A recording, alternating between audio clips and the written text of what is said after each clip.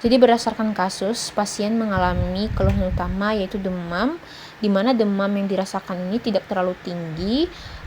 Kemudian ada keluhan gatal pada telapak kakinya, disertai dengan batuk dan nafas yang berbunyi ngik-ngik. Dan diketahui juga riwayat bepergian pasien, di mana dia dari daerah pertambangan 2 minggu yang lalu, dan tidak ditemukan riwayat penyakit dahulu, keluarga, obat, dan juga sosial. Nah, karena diketahui dia berasal dari daerah pertambangan, maka ada kemungkinan area yang dikunjungi oleh pasien tersebut merupakan tanah yang luas dan kemungkinan pasien menginjak tanah yang terkontaminasi dengan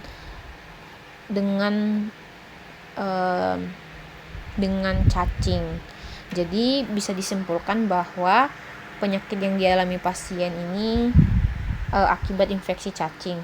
Nah, kemudian disertai juga dengan batuk atau nafas yang berbunyi ngik-ngik yang menandakan bahwa cacing yang menyerang pasien adalah cacing yang merusak saluran pernafasan.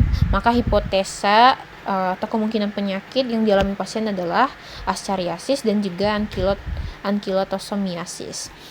Kemudian untuk mengkonfirmasinya dilakukan pemeriksaan fisik, ditemukan suhunya 37,5 derajat Celcius, dikategorikan demam ringan dengan Wheezing positif. Terus untuk pemeriksaan penunjangnya ditemukan HB-nya 11. Ini masuk kategori rendah untuk nilai dari nilai normal HB dalam tubuh, dan juga ditemukan eosinofilia pada darahnya, dan pada feses pasien ditemukan telur cacing positif. Nah, dari pemeriksaan ini maka diperkuat juga dengan anamnesa tadi, maka kemungkinan diagnosa yang paling tepat, diagnosa utamanya adalah Ankylotosomiasis.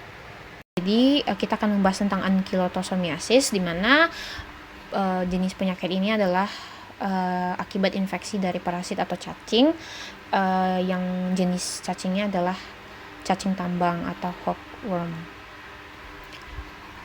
Nah, pertama di sini saya akan menjelaskan tentang perjalanan penyakitnya. Jadi awalnya telur dari cacing ini itu dikeluarkan melalui tinja dan mengkontaminasi dari tanah. Nah, karena kondisi tanah di daerah tambang itu lembab dan hangat, maka sangat menguntungkan untuk pertumbuhan dari cacing ini. Nah, menetaslah larvanya dalam 1-2 hari, kemudian hidup bebas di dalam tanah. Nah, larva ini disebut larva rhabditiform.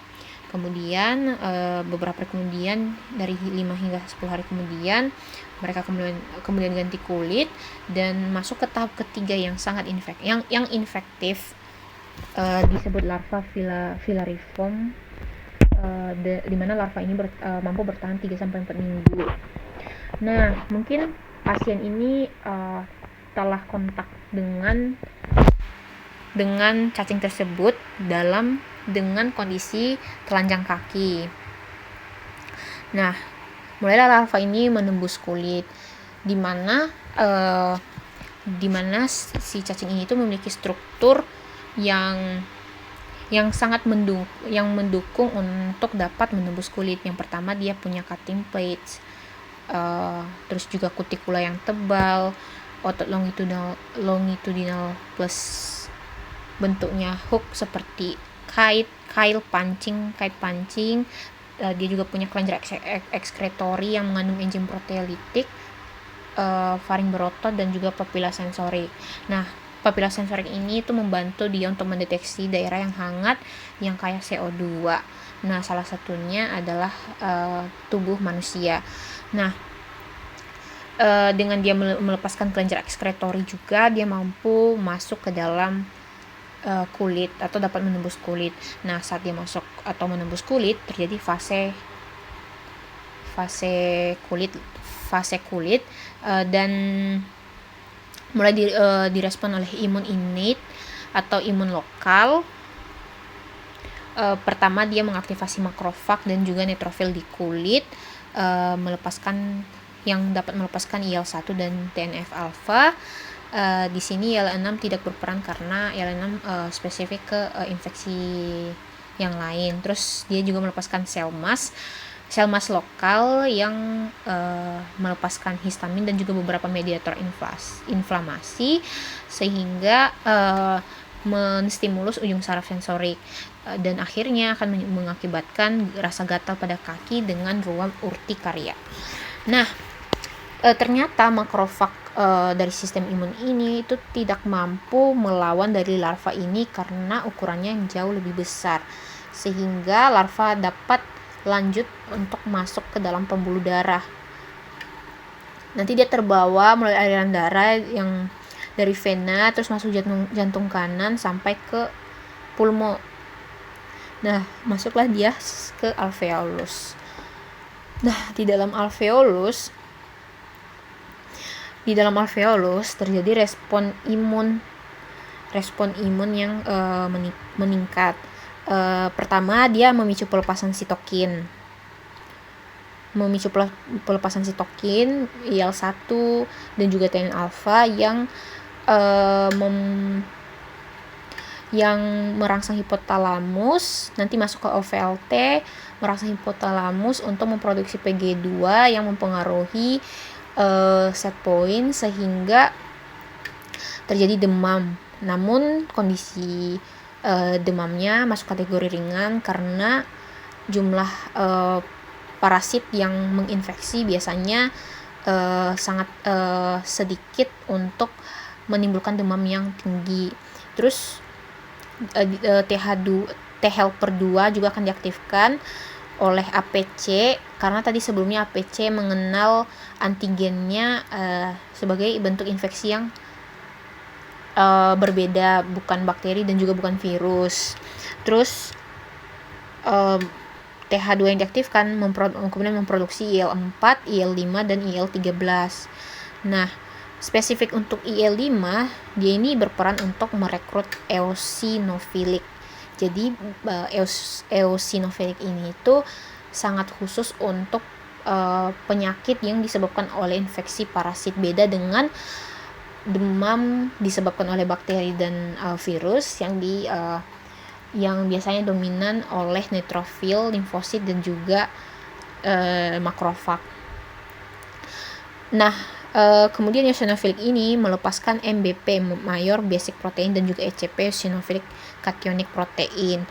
Nah, ini merupakan proses eosinofilik menyerang dari si parasit, si cacing, sehingga memicu inflamasi akibat eosinofilik dan juga kerusakan jaringan akibat parasit di bagian saluran pernafasan kita. Akhirnya nanti menyebabkan pasien mengalami batuk, sesak, terus ada infiltrat pada paru-parunya dan suara nafasnya mengi. Kenapa? Karena bronkokontriksi akibat mediator inflamasi yang dilepaskan oleh sel mas seperti histamin, yang berperan seperti histamin dan leukotrien. Nah, ini juga yang mendasari kenapa pada pasien yang mengalami infeksi parasit itu ditemukan pada darahnya ada eosinofilik. Ketika parasit itu lolos dari paru-paru, dia bisa sampai ke faring, lalu tertelan dan masuk ke asam lambung. Nah, karena sifat dia memiliki kultikula yang tebal dan mengandung lipid, maka dia bisa berhasil lolos dan tahan terhadap asam lambung sehingga masuk ke usus halus. Lalu dia kemudian sampai di jejunum distal, di mana jejunum distal ini adalah tempat dia melekat dan berkembang biak. Nah, pertama dia melekat nih pada dinding usus dengan mulutnya atau cutting plates-nya. Nah, di sana dia akan berkembang biak sampai cacingnya dewasa dan bertelur. Nah, untuk perkembangbiakannya dia akan menyerap darah dari usus tersebut dengan struktur faring berototnya, di mana peran faring berototnya ini untuk memompa darah sehingga penderita akan mengalami anemia, dan inilah yang mendasari kenapa pada pemeriksaan penunjang HB-nya turun. Nah, tadi setelah parasitnya itu melekat pada dinding usus penderita, kan karena dia menghasilkan enzim proteolitik dan juga kait yang menghancurkan mukosanya usus, maka terjadi iritasi, ditambah lagi dengan respon imun yang melepaskan mediator inflamasi yang mampu menstimulasi ujung saraf nociceptor, sehingga ini yang menyebabkan pasien akan mengalami nyeri perut. Nah, ternyata parasit ini tuh mampu hidup sampai 2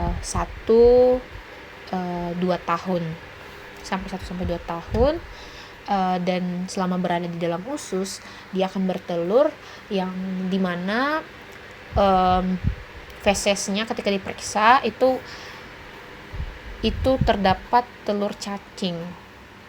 Nah, kemudian bagaimana respon imun ketika si parasitnya sampai di usus? Yang pertama, dia akan meningkatkan eosinofilik oleh sitokin IL-5. Kemudian IL-4 dan IL-3 yang diproduksi oleh T helper itu membantu produksi IgE, imunoglobulin E oleh sel B. Jadi imunoglobulin E ini nanti akan terbentuk dan menempel di reseptor FCERI pada mast cell dan juga basofil. Nah, akibatnya nanti mast cell ini akan mengalami degranulasi, melepaskan beberapa zat seperti histamin, heparin, antikoagulan, protease, leukotrien, dan prostaglandin. Yang dimana efek masing-masing zat ini, misalkan kayak histamin membuat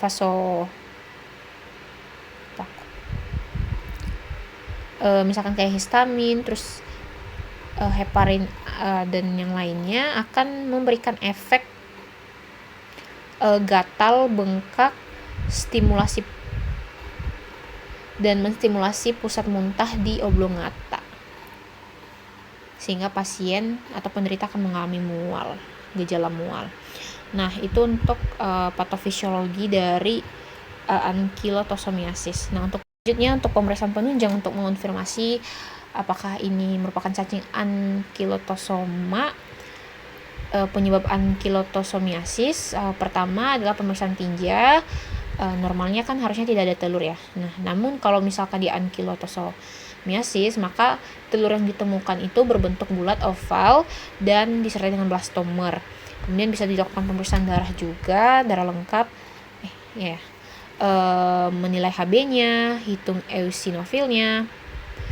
Jadi biasanya untuk eosinofil ini tuh muncul saat fase paru-paru. Jadi kalau sudah ada eosinofil, maka kemungkinan cacingnya sudah mencapai paru-paru.